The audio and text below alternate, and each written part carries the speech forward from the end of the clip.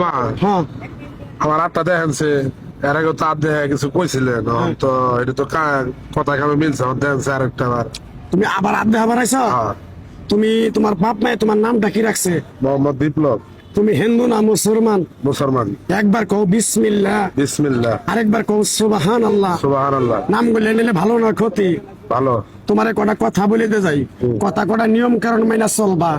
আল্লাহ যদি তোমার যে সমস্যাগুলো দিছে, যদি আল্লাহ মুক্তি করে, আমার জন্য দোয়া করবা ইনশাআল্লাহ। একবার কও বিসমিল্লাহ, বিসমিল্লাহ। আরেকবার কও সুবহানাল্লাহ। সুবহানাল্লাহ। তুমি এমন একটা ব্যক্তি, হ্যাঁ। রাতে 3টা নাই 4টা নাই 5টা নাই, কেউ যদি আইসা বলে আমার সাথে বিপ্লব তুই চলে আয়, তুমি ঠিকই যাও।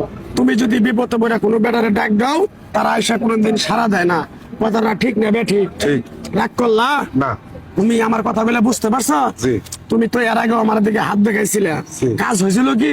হ্যাঁ হয়েছিল। আরেকবার কও বিসমিল্লাহ, বিসমিল্লাহ। আরেকবার কও সুবহানাল্লাহ। সুবহানাল্লাহ। বিশ্বাসে বস্তু মিলে তর্কে বহুদূর।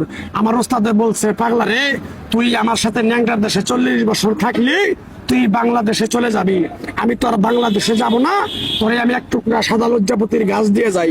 এই গাছটা তুই মানুষের কাছে বিলিয়ে দিবি, উপকার হইলে তোর জন্য আমার জন্য দোয়া করব।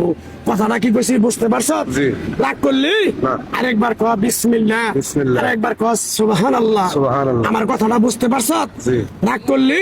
না। তুই এমন একটা ব্যক্তি, নিজে না খাইয়া মানুষের খাওয়াস, তারাই এসে তোর কপালে কষ্ট দিয়ে চলে যায়।